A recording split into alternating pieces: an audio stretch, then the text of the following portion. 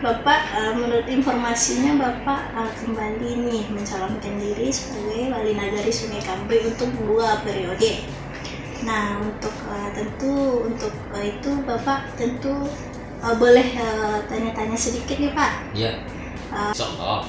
Pertama sekali tentu saya mengulang kembali daftar sebagai calon Wali Nagari Sungai Kambe periode 2022-2024, dan selama tahun 2016 sampai 2022 selama saya menjabat sebagai Wali Nagari Sungai Kambe ini banyak permasalahan-permasalahan.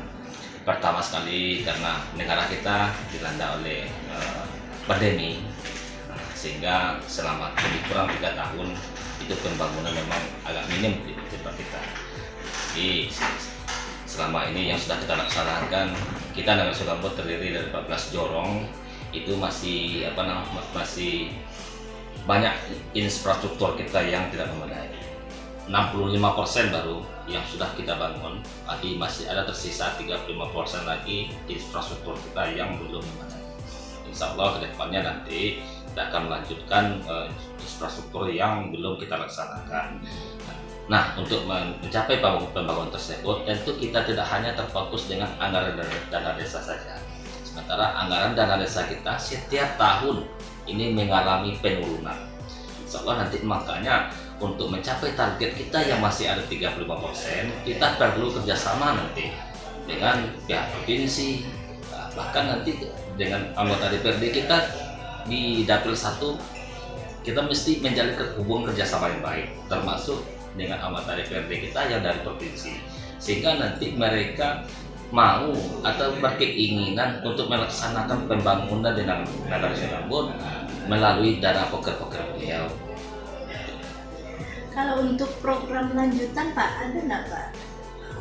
Program lanjutan kita sesuai dengan program nasional. Kita penurunan angka stunting. Nah, sekarang Nagari Sungai Kambe ini masih ada yang belum memiliki WC atau penjambat sehat. Makanya program kita tahun 2023 ini penurunan angka stunting di Nagari Sungai Kambe kita harapkan nanti 0.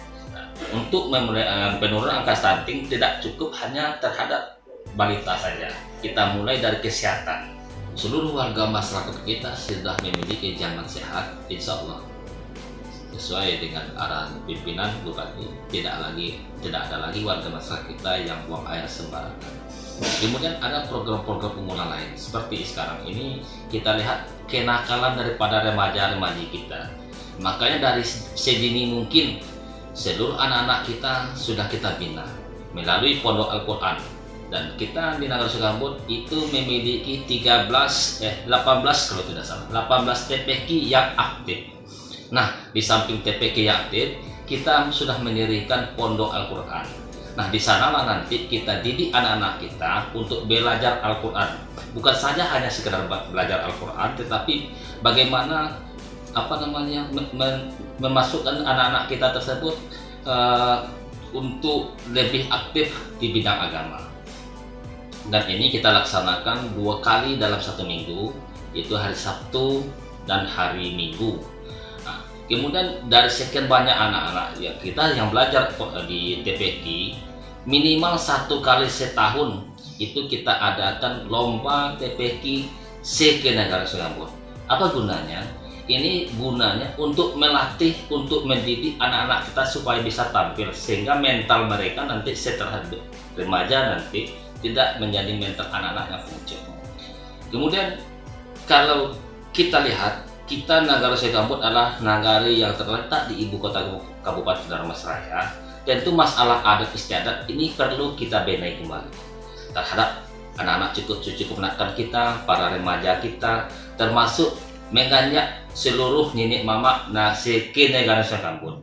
Bagaimana kita budayakan kembali adat istiadat yang sudah mungkin selama ini sudah agak tertinggal. Makanya melalui grup Ambon Satitia, kebetulan di negara kita ada grup Ambon Satitia, dan inilah media bagi kita untuk anak-anak para remaja kita, bahkan para mama-mama suku yang ada di Nagari Sungai Kambe untuk belajar adat istiadat. Nah, kemudian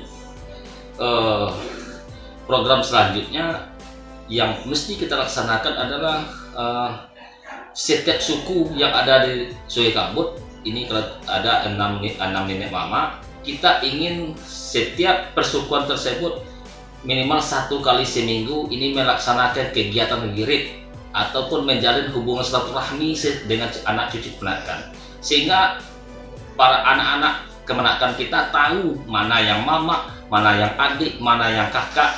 Nah, disinilah ketika ada perkumpulan, ada wirid, ada hubungan silaturahmi, mereka lebih tahu, lebih kenal.